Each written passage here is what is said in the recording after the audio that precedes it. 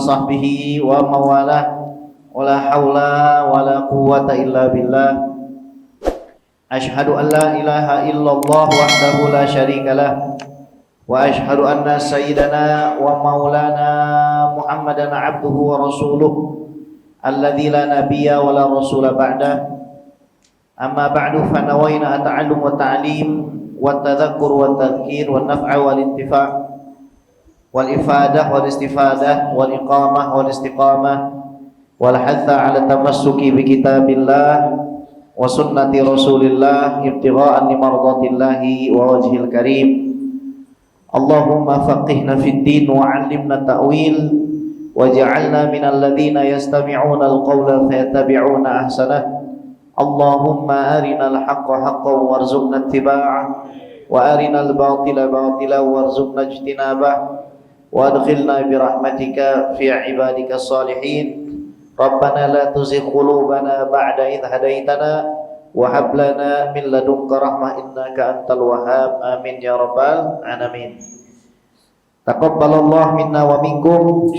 Taqabbal ya karim. Kullu amin wa antum bi khair minal a'idin wal faizin. Semoga Allah Subhanahu wa taala mengampuni seluruh dosa kita, membersihkan hati kita, mengangkat derajat keimanan dan ketakwaan kita, menjadikan kita orang yang lebih gemar di dalam beribadah, dan kita diperjumpakan kembali dengan bulan Ramadan di tahun depan dalam keadaan salimin, ghanimin, mahfudin, marzuqin. Wa kita nanti insyaallah akhir hidup kita mengucapkan kalimat syahadat dan kita wafat dalam keadaan husnul khatimah.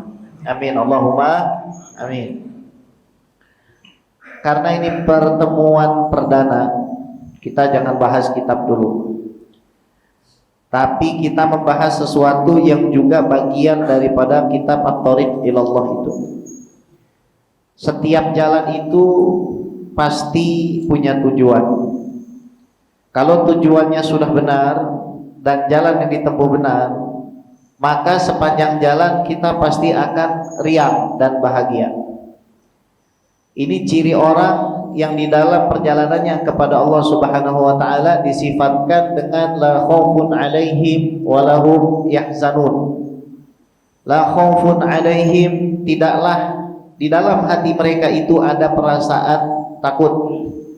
Tidak ada perasaan khawatir terhadap sesuatu yang akan datang, karena mereka punya tujuan yang jelas, punya jalan yang jelas, punya kendaraan yang jelas, punya pembimbing yang jelas. Maka tidak ada rasa takut. Sama ketika kita naik pesawat, kalau tiketnya sudah jelas, kemudian gate-nya sudah jelas, stempelnya sudah jelas, paspornya sudah jelas, dokumennya sudah jelas, insya Allah kita tidak pernah khawatir. Betul. Kenapa? Karena sudah jelas, tujuannya jelas. Coba kalau tujuannya nggak jelas, jalannya nggak jelas, sarananya nggak jelas, dokumennya nggak jelas, maka kita tidak bisa berjalan dengan bahagia. Yang ada takut, saya ini mau ke mana. Itulah perumpamaan orang yang hidup tapi selalu sumpah. Hidup tapi sumpah, tidak bahagia. Sumpah ini lawannya bahagia. Walahum yahzanun, tidak pula mereka bersedih hati. Sedih disebabkan karena sesuatu yang sudah mereka jalani, sesuatu yang tidak pada tempatnya, sesuatu yang tidak pada normanya, sesuatu yang membuat Allah murka, membuat Rasulullah SAW sedih, maka otomatis membuat jalan hidupnya jadi berantakan. Katakanlah tujuannya jelas, klaim bahwa tujuannya jelas, mau pergi ke Masjid Assalam di Ciledug, komplek Kimia Farma, tapi jalannya nggak jelas, nggak tahu harus lewat mana, tahunya cuma mau pergi ke Assalam, jalannya nggak jelas. Kalaupun jalannya jelas, kendaraannya nggak jelas, entah itu mobil curian, motor curian, bensinnya nggak ada, olinya nggak pernah diganti. Itu perumpamaan orang yang tidak punya kejelasan. Walhasil pertanyaannya adalah, apa yang disebut dengan kebahagiaan itu? Apakah kebahagiaan itu bergantung kepada jumlah harta seseorang? Kalau memang kebahagiaan bergantung kepada jumlah harta seseorang, harusnya banyak orang-orang kaya yang tidak menghabisi hidupnya sendiri.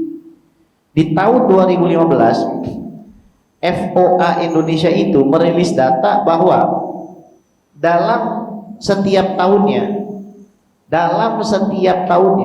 itu setidaknya ada kasus 800.000 orang yang melakukan aktivitas bunuh diri. 800.000. Dikit atau banyak tuh? Bunuh diri. Bahkan ada lembaga survei di tahun sekitar 2015 ke bawah itu meriset di Indonesia setiap tahunnya ada 10.000 kasus orang bunuh diri. Dan banyak artis-artis, pemusik yang mereka itu mendapatkan kekayaan yang tidak bisa kita bandingkan dengan kita punya ini. Mereka mempunyai kekayaan itu sampai triliunan, kemudian terkenal, disukai orang banyak, tapi ternyata bunuh diri. Kalau ternyata ya kebahagiaan itu kaitannya adalah dengan kekayaan, tentu saja orang kaya itu nggak ada yang stres. Tapi banyak nggak orang kaya stres? Banyak, hingga akhirnya narkoba. Karena memang sistem kebahagiaannya itu beda dengan apa yang ditawarkan di dalam agama Islam.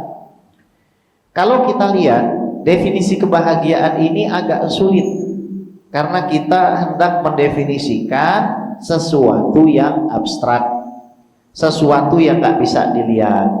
Kalau sesuatu itu bisa dilihat, gampang. Contoh teh, ini bisa dilihat dari warnanya aja kita sudah tahu ini teh. Tapi kalau Anda kumpulkan 100 orang untuk ditanya apa definisi kebahagiaan, maka pasti jawabannya beda-beda. Ada yang menjawab bahagia itu kalau punya istri yang cantik. Ternyata orang yang punya istri cantik ditanya apa definisi kebahagiaan, dijawab lagi sama dia, punya anak yang soleh. Kemudian orang yang punya anak soleh ditanya lagi, apa definisi kebahagiaan? Punya rumah yang besar. Ini udah beda-beda nih, ya kan? Apalagi kalau kita tanya sama orang-orang yang tidak pernah tersentuh dengan norma-norma dan ilmu agama. Oh, yang namanya bahagia ini punya mobil mewah. Oh, yang namanya bahagia ini terkenal. Kadang-kadang kita ngelihat orang terkenal kayaknya enak kan, ya kan? Ngelihat orang mobilnya mewah, wih kayaknya enak banget nih gitu kan. Padahal ketika kita jadi dia, belum tentu kita ngerasakan enak. Walhasil apa? Definisi kebahagiaan itu beda-beda. Nah, jalur yang beda ini, ada yang menempuh jalur ilahi robbani, ada yang menempuh jalur syaitani. Jalur pertama apa? Ilahi robbani, yaitu jalur kebahagiaan yang sudah digariskan oleh Allah Subhanahu wa Ta'ala di dalam Al-Quran dan hadis, melihat kepada tindak tanduk dan kehidupan baginda Nabi besar Muhammad sallallahu alaihi wa ala alihi wa sahbihi wasallam. Itu adalah kebahagiaan yang bisa kita capai dengan berusaha untuk mengikuti kehidupan Nabi secara lahiriah dan batiniah. Insya Allah kita pasti akan merasakan yang namanya kebahagiaan itu, yang sering kita doakan, Rabbana atina fid dunya wa fil akhirati wa qina adzabannar. Yang ternyata nggak cukup cuma dapat bahagia di dunia, tapi juga harus dapat bahagia di akhirat. Dan nggak cukup rupanya, haruslah kita selamat dari siksa api neraka. Sementara di dalam Al-Quran disebutkan juga, faminhum may yaqulu rabbana atina fid dunya wa ma lahu fil akhirati min khalaq. Ternyata ada orang-orang yang doanya cuma supaya mereka mendapatkan kebahagiaan dunia. Mereka nggak mikirin selamat dari azab kubur, mereka nggak mikirin selamat dari mahsyar, selamat dari mizan, selamat dari hisab, selamat dari siratul mustaqim, selamat dari munazaat di pekarangan surga sebelum masuk ke dalam surga. Nggak memikirkan itu. Nah, hadirin wal hadirat yang dimuliakan oleh Allah, lantas bagaimana sebenarnya orang beriman itu bisa mencapai kebahagiaan? Karena kita memang dijadikan Al-Quran itu hudal lil muttaqin, petunjuk bagi orang yang bertakwa, maka kita harus lihat di dalam Al-Quran karakter orang bahagia itu gimana. Bahagia itu kalau menggunakan rumus ya dari kata falihayaflahu, itu mungkin disebutkan sekitar 50-an kali di dalam Al-Quran. Kalau sa'ida yas'adu itu mungkin 100 kali akar katanya itu dari kata sa'ida yang artinya bahagia, itu mungkin 100 lebih di dalam Al-Quran disebutkan. Kita lihat, qad aflahal mu'minun, sesungguhnya orang beriman itu bahagia. Orang beriman itu beruntung. Allah sudah katakan, berarti syarat pertama orang itu mau bahagia, dia harus punya iman kepada Allah. Jadi orang sekaya apapun, kalau syarat pertama ini dia tidak penuhi, dia nggak akan bahagia. Iman itu artinya mutlaqut tasdiq wa taslim wa inqiyad, percaya seutuhnya, pasrah seutuhnya kepada Allah Subhanahu wa ta'ala. Karena ini adalah syarat wajib kita bahagia, maka wasilah untuk mencapai keimanan ini juga wajib.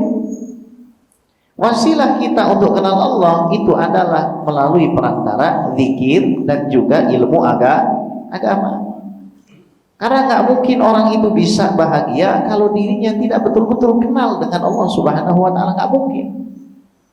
Makanya setelah itu qad aflahal mu'minun alladzina hum fi shalatihim khashi'un. Ini karakter orang bahagia, sholatnya fokus. Kalau kita sholatnya masih tolak-toleh, jujurlah pada diri sendiri, ternyata kita belum mencapai yang namanya bahagia itu. Walladzina hum 'anil lagwi mu'ridun. Dikasih lagi karakter orang bahagia, bukan cuma imannya yang membuncah sehingga akhirnya sholat itu dia bisa khusyuk, tapi juga orang-orang bahagia itu nggak suka banyak bercanda, nggak suka banyak menghabiskan waktu. Nongkrong sana, nongkrong sini, ketemuan di kafe ini, ketemuan di kafe ono, yang dibahas bukan sesuatu yang mendekatkan mereka kepada Allah. Akhirnya waktunya menjadi sia-sia.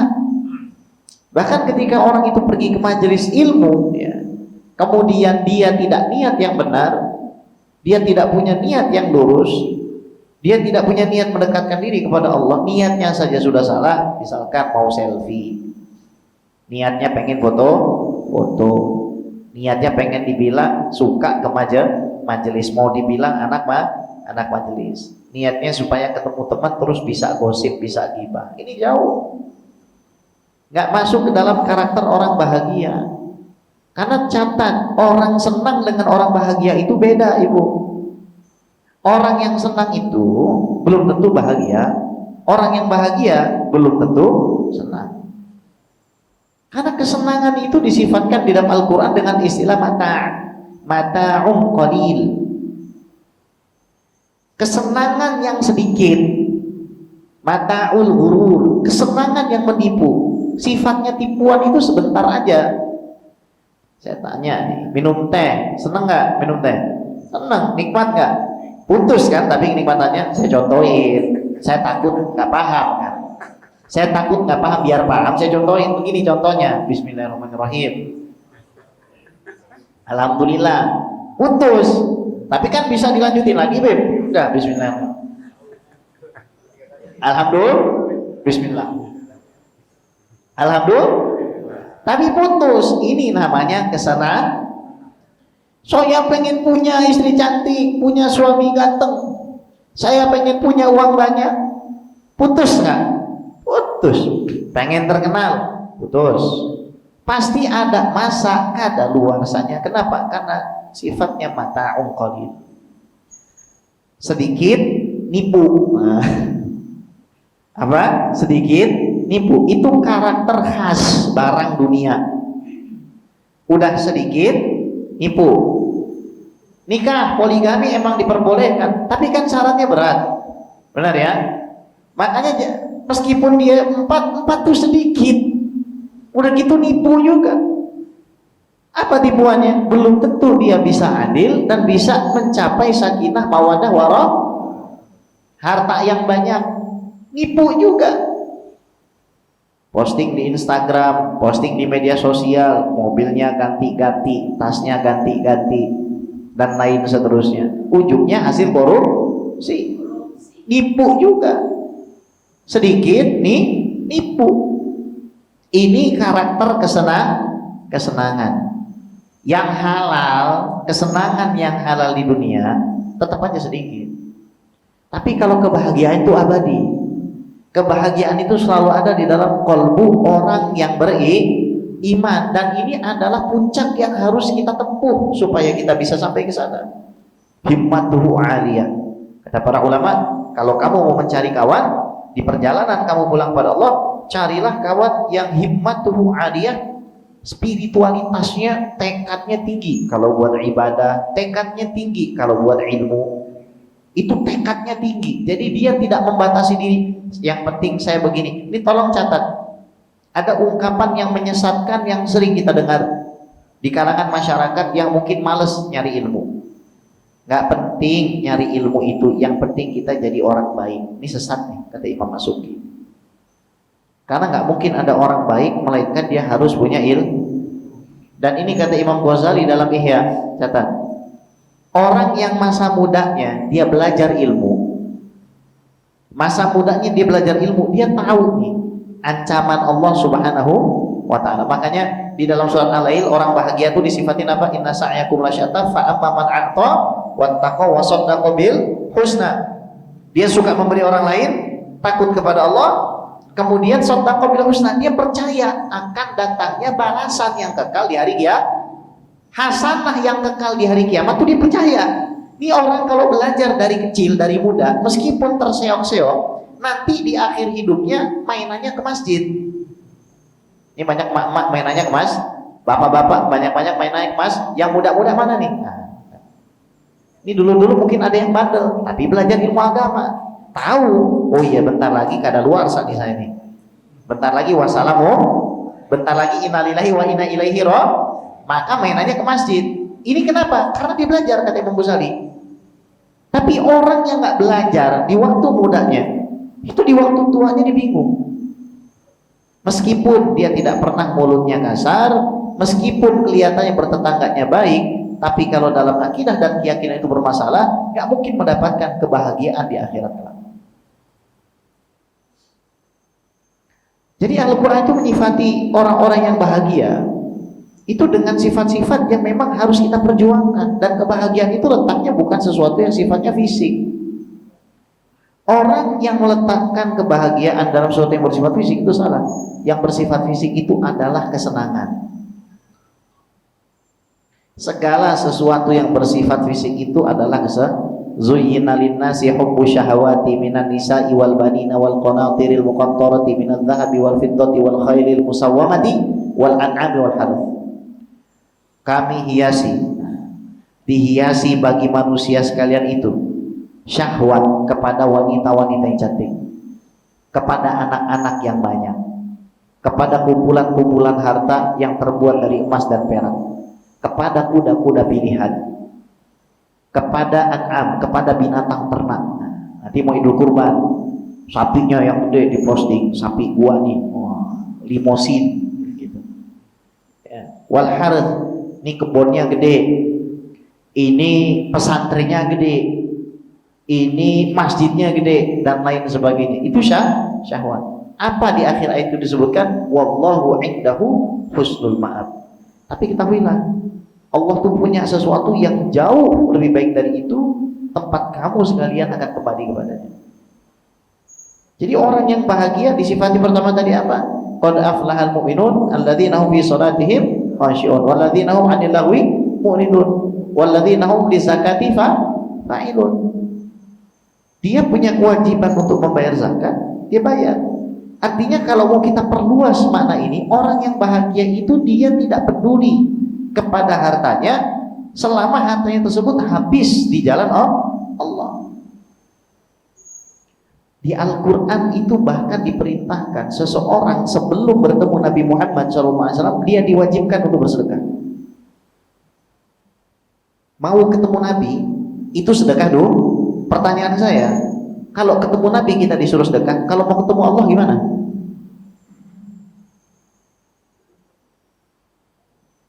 mangkok kotak amal ditaruh depan.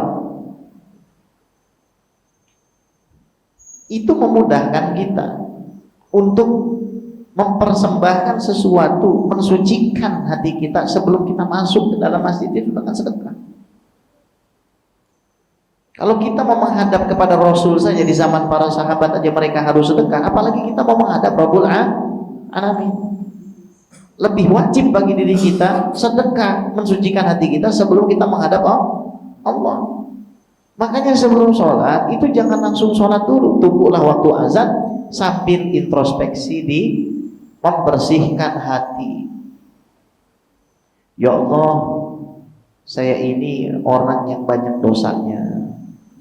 Semua kenikmatan yang kau berikan saya sungguh tidak layak menerimanya ya Allah. Lantas mengapa engkau berikan semua kenikmatan ini ya Allah?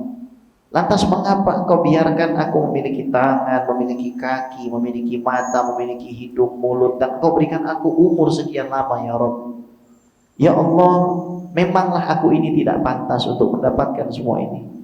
Namun ya Allah, kalau engkau memberikan segala sesuatu ini supaya aku ini bisa masuk ke dalam neraka, lantas aku harus kepada siapa mengadu ya Allah? Maka tolong ya Allah, bantulah aku untuk khusyuk di dalam sholatku, karena aku tidak mampu melakukannya. Bantulah aku di dalam beribadah kepadamu. Ini kalau saya pribadi selalu berusaha, bahkan ketika mengambil pakaian saya minta tolong kepada Allah. Ya Allah, tolong saya untuk mengambil pakaian ini, karena saya tidak akan mampu mengambil pakaian ini kalau bukan karena para habaib di Tarim. Itu anak-anak kecil kalau minta mainan disuruh sholat 2 rakaat, terus kemudian berdoa minta kepada Allah. Kamu mau mainan apa? Oh, saya mau mainan mobil-mobilan. Kamu sholat dulu 2 rakaat, kemudian nanti kamu minta kepada Allah. Diajarkan dari kecil. Supaya apa? Terlatih di dalam benak anak tersebut untuk hanya meminta tolong kepada Allah. Bahkan dari hal yang paling kecil sekalipun. Setiap sholat kita diajarkan iyyaka na'budu wa iyyaka nasta'in. Kenapa dhamirnya jamak itu? Kami hanya kepadamu kami menyembah dan hanya kepadamu kami minta pertolongan. Saya tanya dengan Anda, kenapa bukan iyyaka na'budu, saya menyembah? Kenapa kami menyembah? Li'anni ma astahiqu an aquma amamaka bi mufradi. Karena saya kalau sendirian tidak akan pernah pantas untuk berdiri di hadapan. Itulah kenapa kita dianjurkan untuk selalu sholat berjamaah.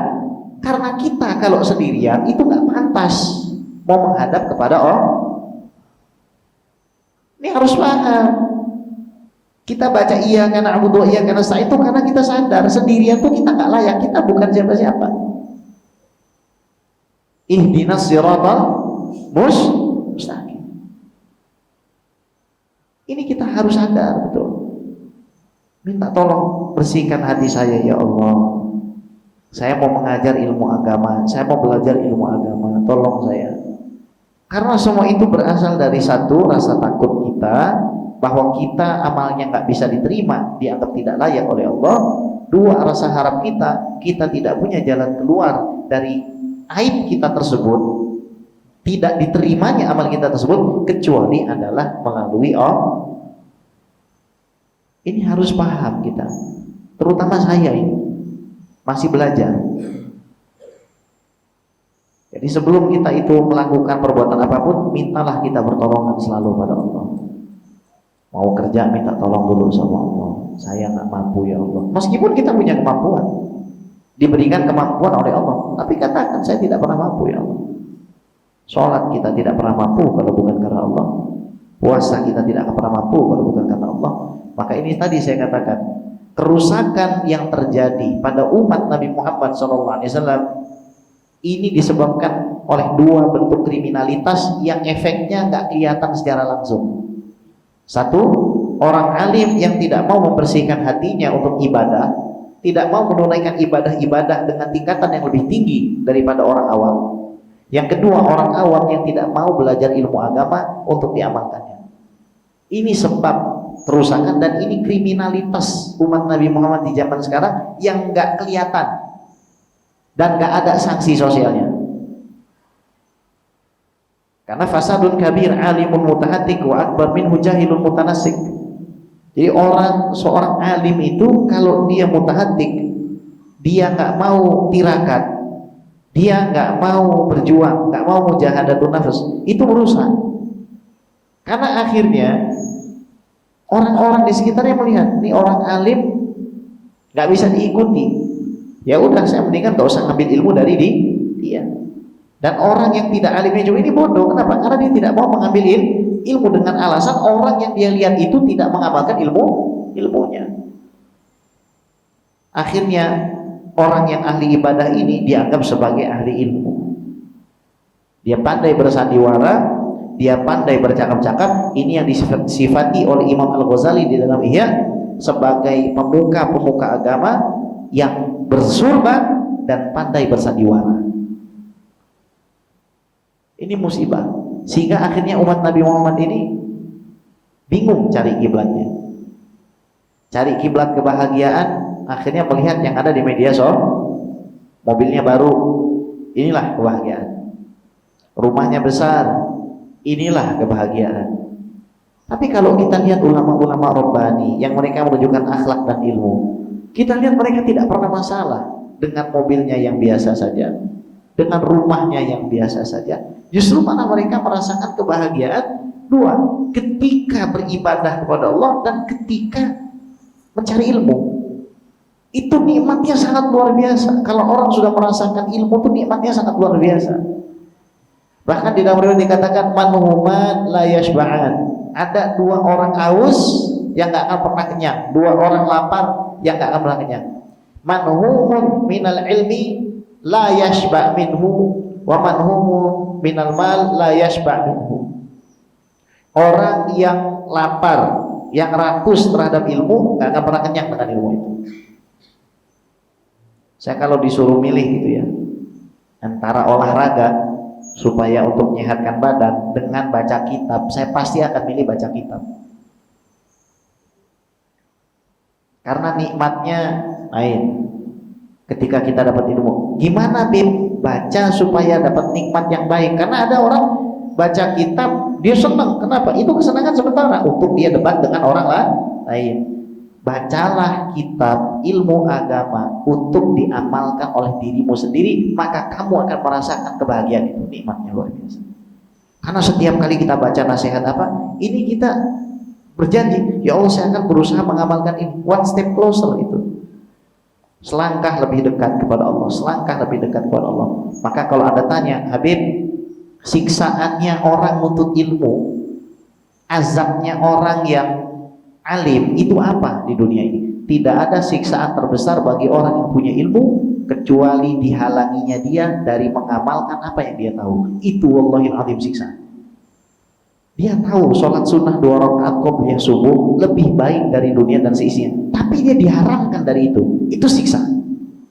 Dia tahu Al-Quran akan menyelamatkannya, dia tahu Al-Quran akan jadi penolongnya, tapi dia nggak mau baca Quran. Itu dia lagi disiksa.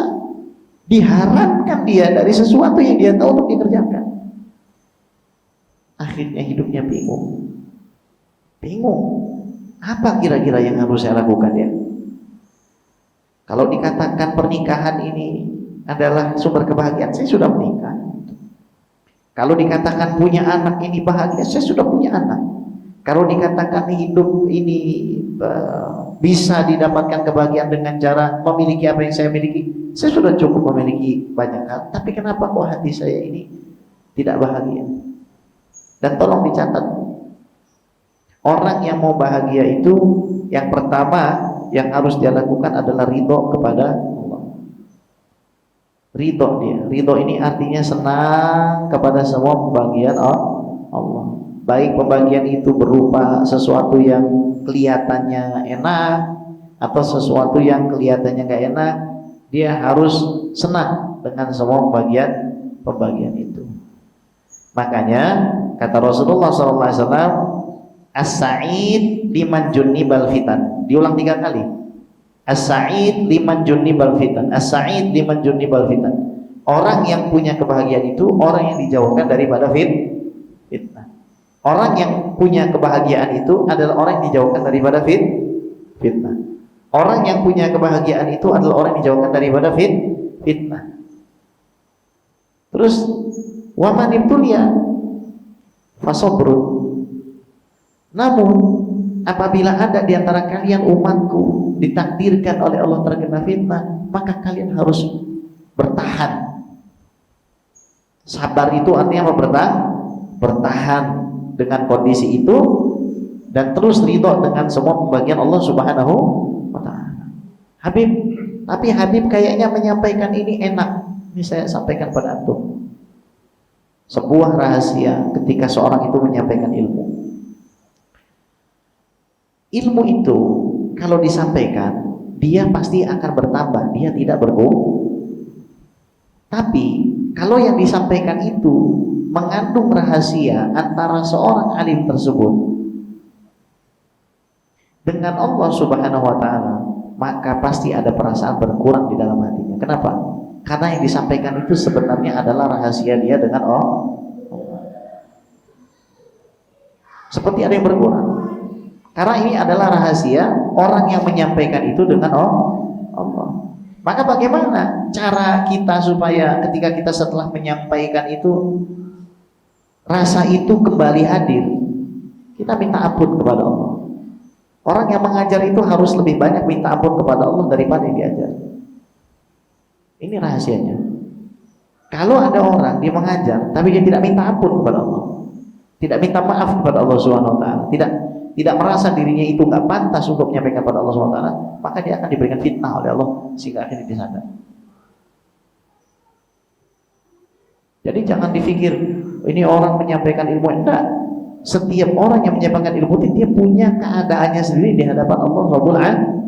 Itu yang dihadapi Syafi'i, itu yang dihadapi Malik, itu yang dihadapi Abu Hanifah, itu yang dihadapi oleh Ahmad bin Hanbal, itu yang dihadapi oleh Al-Asy'ari, itu yang dihadapi oleh Abu Mansur Al-Maturidi, Al-Ghazali, Junaid Al-Baghdadi, itu yang dihadapi Bishr Al-Haris, Sa'id bin Musayyab, itu yang dihadapi Sufyan Ats-Tsauri, itu yang dihadapi para aulia, Imam Al-Haddad, semua itu.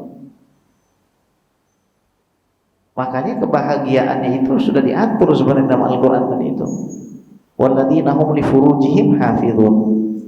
Orang-orang yang menjaga daripada kemaluannya. Kalau kita lihat nih semuanya, ternyata Allah Subhanahu wa taala sudah mengatur. Kalau kamu pengen jadi orang yang happy, maka kamu ikutin aja garis abu-abu ini.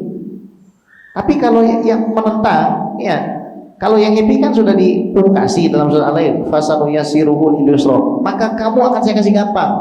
Kalau kamu suka memberi, terus kamu takut kepada Allah dan kamu percaya kepada balasan yang Allah akan berikan di hari akhir, maka kamu akan saya kasih mudah. Ciri orang bahagia itu mudah. Mau sholatnya mudah, dikasih sakit juga mudah, dikasih miskin mudah, mudah aja. Kenapa? Karena memang tidak ada keterikatan terhadap hal duniawi tersebut. Kemarin saya umroh 16 hari di bulan Ramadan, 9 hari saya sakit. Posisi Masjid Nabawi itu cuma di depan mata saja begitu, tapi 9 hari saya di aman, nggak bisa kemana-mana, sakit. Tapi bahagia, kenapa? Karena ditegur sama Allah. Berarti kita diperhatikan sama Allah.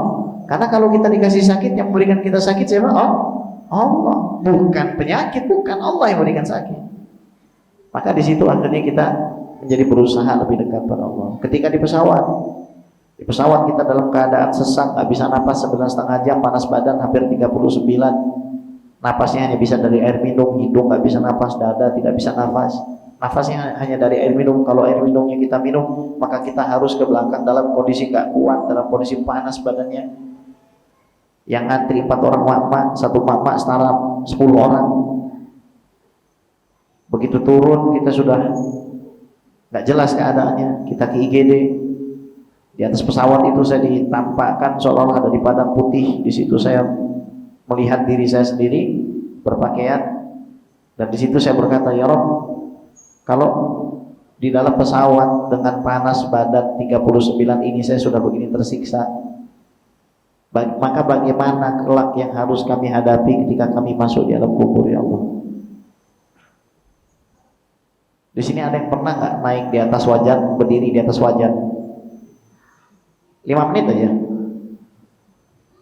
5 menit berdiri di atas wajan. Ada yang kuat? Nggak ada yang kuat. Itu kalau dikubur. Bagaimana kelak nanti kalau di mahsyar? Bagaimana kelak di atas sirat? Itu bukan di atas wajan loh, di atas neraka jahanam. Maka ya Allah, kalau Engkau takdirkan saya mati sekarang, maka tolong maafkan saya. Saya tidak peduli lagi dengan semuanya. Itu semua adalah milikmu. Ambillah semaumu, berilah semaumu, namun tolong maafkan saya. Begitu turun, saya masuk ke unit gawat darurat. Di situ ada non muslim, nenek-nenek umur 100 tahun mungkin, hampir sakaratul maut. Dan itu pemandangan yang sangat mengerikan buat saya. Itu sangat mengerikan sekali. Karena kalau kita ngelihat orang muslim meninggal, kita hatinya ngerasa sedikit senang. Kenapa? Karena sebentar lagi urusan dunianya dia sudah selesai. Urusan kita kan dia masuk surga, Bu. Benar ya? Orang Islam enak, la ilaha, nyebut Pak, la ilaha. Tapi kalau Anda ngelihat non muslim sakaratul maut, pikiran Anda pasti akan berterbangan di situ. Gimana kalau saya jadi dia? Ini orang kalau mati, dia akan menghadapi siksaan yang gak akan pernah sirna. Di dunia ini kita disiksa, ya, ditegur, di apa segala macam sama Allah, paling hanya 60 tahun, miskin. Hanya 60 tahun. Habis itu selama-lamanya bahagia kaya. Atau Anda mau dibalik? Bagi orang yang suka membandingkan nikmatnya orang lain sama dia, mau dibalik? Anda kaya 60 tahun, habis itu miskin, sakit, ya cuma 60-70 tahun. Emang takut dengan sakit? Tolong catat, takut sakit itu bukan takut, belum tentu dia takut kepada yang memberikan penyakit. Beda. Orang takut sakit dengan takut yang memberi penyakit. Kenapa kok kita ini hati-hati ketika sedang nyetir? Karena kita takutnya bukan sama jalan ya, sama yang punya jalan. Ini harus tahu kita. Kenapa kita jaga kesehatan? Karena kita takut. Allah kasih ikhtiar bagi kita. Kita harus takut sama Allah. Ikhtiar sehat, jangan minum alkohol. Takut sama Allah dibikin semua ini adalah milik Allah. Saya mah takutnya hanya kepada Allah, bukan kepada alkohol. Akhirnya minum alkohol, dibahlul nih orang. Saya nggak takut sama kereta api. Saya takutnya sama akhirnya dia main di tengah rel kereta. Apa yang terjadi? Jadi apa? Jadi ayam geprek. Hati-hati. Allah ini ngasih kita udah terlampau enak gitu. Saya datang ke sini di rumah nggak pernah berdoa, ya Allah tolong berikan saya teh manis. Ternyata Allah kasih teh. Ternyata begini Pak. Kalau ada yang tanya sama Bapak Ibu, Bib, gimana caranya rezeki supaya lancar? Sebelum saya jawab, saya kasih tahu, manusia dimanapun dia, rezekinya nggak akan pernah habis sampai dia mati. Saya nggak pernah Pak doa minta teh, minta air putih, kemudian minta kopi, tapi tetap saja Allah kan, kendati pun Allah kasih, tetap saja saya merasa tidak pantas mendapatkan ini. Karena ini punya Tuhan saya, bukan punya saya. Jadi kalau ditanya apa sih kebahagiaan itu? Ala bi dzikrillah tatmainnul qulub. Al-unsu billah. Merasa senang dengan bersama Allah. Kita diarahkan sama Rasul apa? Ahbib habibaka haunan ma. Kalau suka kepada seseorang atau sesuatu deh ya, itu biasa sah. Kalau benci kepada sesuatu itu juga biasa sah. Cintalah kepada Allah SWT. Karena saya pernah bilang sama orang, saya ini seandainya dihina sama seluruh makhluknya Allah, itu tidak jadi masalah. Yang penting saya tidak dihina sama Allah. Saya disukai sama semua makhluk juga nggak masalah buat saya, karena nggak penting buat saya. Kalau ditanya Habib peduli nggak sama jamaah Masjid As-Salam? Kalau mau saya jawab, saya nggak peduli sama Anda. Kenapa? Karena saya sendiri belum jelas nasibnya. Lalu kenapa Habib datang sini mengajar? Karena saya masih punya mulut. Kalau mulut saya ini sudah Allah bikin nggak bisa ngomong, mungkin saya berhenti aja. Kenapa Habib ini masih baca? Karena Allah masih berikan saya mata. Saya minta sama Allah, ya Allah, kalau Engkau mau ambil mata saya, ambil, tapi berikan saya sabar. Ambil aja ini mulut, ambil aja ini tangan, yang penting berikan saya sabar. Karena hakikatnya hadirin nggak penting semuanya. Yang penting kalau kita mati dimaafin sama ya ayyatuhan nafsul irji'i ila rabbiki radiyatan fadkhuli fi ibadi wadkhuli jannati. Dan semua itu tidak mungkin bisa didapatkan oleh orang-orang yang malas. Man rajal jannata wajaba alaihi kasratul amal. Yang ingin dapat surga maka harus banyak amalnya. Man rajal mahabbata wajaba alaihi sahrul layal. Siapa ingin dapat cintanya Allah maka dia harus bangun malam. Wa man rajal kamala wajaba alaihi tarkul mira wajidah. Barang siapa ingin mendapatkan kesempurnaan dalam ibadah, banyak-banyak meninggalkan perdebatan yang tidak perlu. Wa man rajal maghfirata wajaba alaihi al-kathratu fil ma'dzarah. Barang siapa menginginkan ampunan, banyak-banyak minta ampun, minta maaf sama Allah. Wa man raja mukasyafatan asrar wajaba alaihi al-mubalaghatu fil inkisar. Kalau dia ingin disingkapkan hakikat kehidupannya, kenapa saya ada di sini, maka dia harus menghancurkan keakuannya sehingga hanya Allah saja yang bertahta di dalam hatinya. Wa man rajal mawahib wajaba alaihi tarkur raghaib. Siapa yang ingin diberi hadiah oleh Allah, maka dia harus meninggalkan keinginan pribadinya.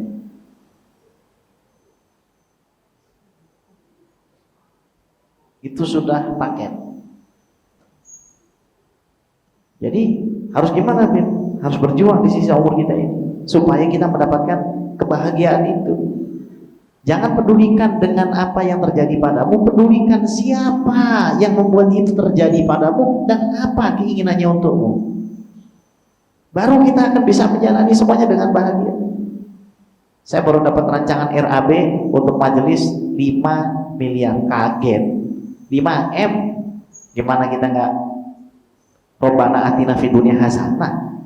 Itu bukan duit monopoli Pak, begitu Pak. Duit dari mana segitu kan? Tapi saya bilang lagi, ya Allah, ini bukan punya saya, ini punyamu. Meskipun saya bilang ini speknya terlalu tinggi, saya bilang kalau angka segitu lebih baik kita beli tanah di luar, kita bangun sekali yang besar. Mungkin speknya tuh harus agak dikurangi, tapi saya serahkan semua itu kepada Allah. Jadi buat apa Habib punya tim? Saya punya tim buat ngedit video Instagram khusus, buat bikin flyer khusus, yang supervising khusus, kemudian tim untuk video majelis khusus. Itu semua ya karena Allah berikan sesuatu kepada kita, ya untuk kita habiskan di jalan itu. Semata-mata karena Allah berikan, tapi semuanya adalah milik Allah, bukan milik saya. Jadi kalau seandainya majelis itu dihancurkan sama Allah, ya saya akan katakan alhamdulillah. Karena itu bukan punya saya. Walhasil hadirin, kita nggak akan benar-benar bahagia sampai datang Israel menjemput kita dan kita dimaafkan. Ini suratnya, guys. Kamu sudah dimaafin sama Allah atas kesalahan-kesalahan kamu. Nah sekarang waktu kamu untuk istirahat.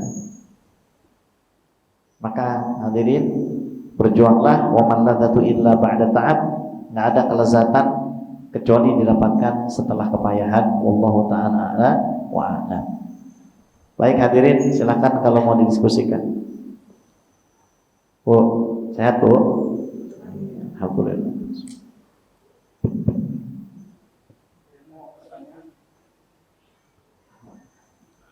Assalamualaikum warahmatullahi wabarakatuh. Waalaikumsalam. Saya sering dengar sih masalah kalau kita mendekat sama aturan Allah, misalnya kita selalu istiqomah, walaupun kita nggak punya penghasilan, tetap Allah akan menjaga. Itu yang saya rasakan selama 5 bulan saya nggak punya penghasilan, tapi saya nggak pernah kelaparan. Cuma yang saya mau tanyakan begini, Bin. Saya kedatangan guru dari teman saya, dia bilang sih dokter tentang pemahaman Al-Quran. Jadi dia kalau saya tanya dia bisa jawab karena dia mengamalkan Al-Quran. Yang dia datang ke rumah saya mengajak invest. Ngajak apa?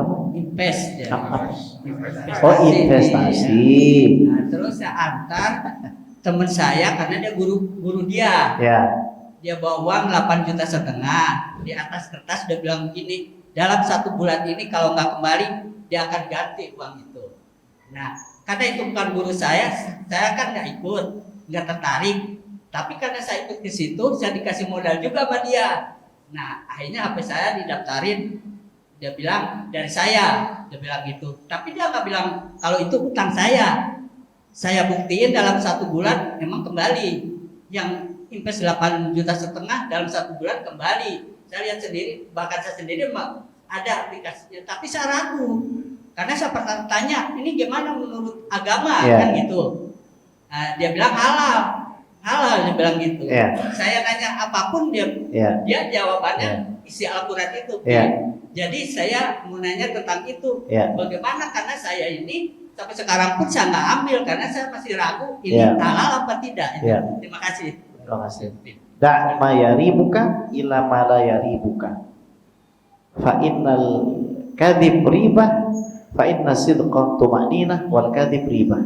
Kata Rasulullah SAW, tinggalkan yang meragukanmu kepada yang tidak meragukanmu, karena kebenaran itu ada pada tuma'ninah, ketenangan, dan kedustaan itu ada pada keraguan. Pengalaman pribadi, Pak, kehilangan 125 juta, kehilangan 1,5 miliar, kehilangan 150 juta, itu sedang kami alami.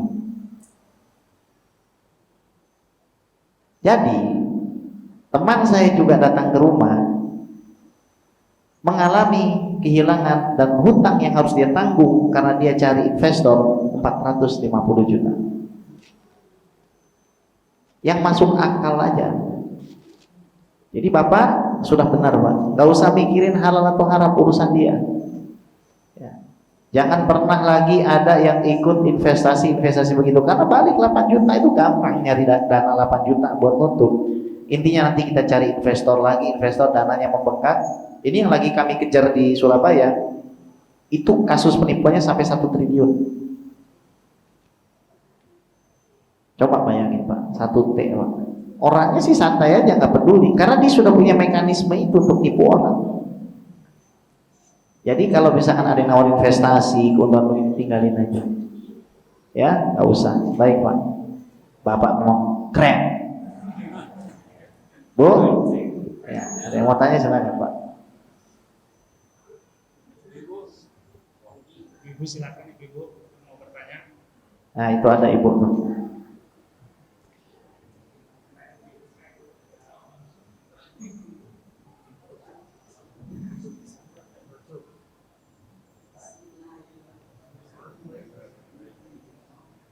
Bismillahirrahmanirrahim. Assalamualaikum warahmatullahi wabarakatuh. Waalaikumsalam. Bapak Kiai, saya hanya mau menanya tentang sholat. Iya, Bu. Saya kan sebagai orang tua. Iya, Bu. Kadang-kadang kita sholat sudah niat tapi Pak. Iya, Bu. Sudah niat tapi kita lupa membaca Allahu Akbar kabiro. Iya. Itu gimana? Niatnya sudah, ya. Udah sekian, Bapak. Assalamualaikum Assalamualaikum. warahmatullahi wabarakatuh. Membaca doa iftitah itu hukumnya sunnah, Ibu, jadi tidak wajib. Jadi sholat Ibu sah.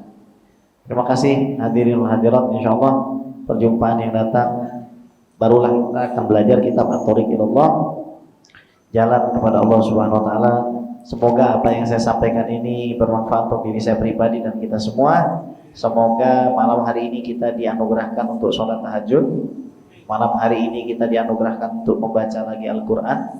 Besok pagi kita dianugerahkan sholat 2 rakaat sebelum subuh. Besok pagi kita dianugerahkan untuk berdoa kepada Allah, untuk sholat subuh berjamaah. Besok kita dianugerahkan sholat duha.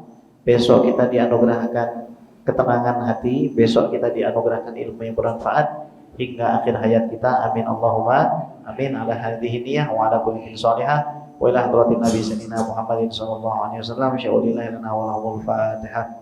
A'udzu billahi minasyaitonir rajim. Bismillahirrahmanirrahim. Alhamdulillahi rabbil alamin. Arrahmanir rahim. Maliki yaumiddin. إياك نعبد وإياك نستعين اهدنا الصراط المستقيم صراط الذين أنعمت عليهم غير المغضوب عليهم ولا الضالين آمين فاعف عنا يا كريم فاعف عنا يا رحيم ارحمنا يا أرحم الراحمين ارحمنا يا أرحم الراحمين ارحمنا يا أرحم الراحمين دعوهم فيها سبحانك اللهم وتحياتهم فيها سلام وآخر دعوانا الحمد لله رب العالمين وبالله التوفيق والهداية والعناية والسداد ثم السلام عليكم ورحمة الله وبركاته.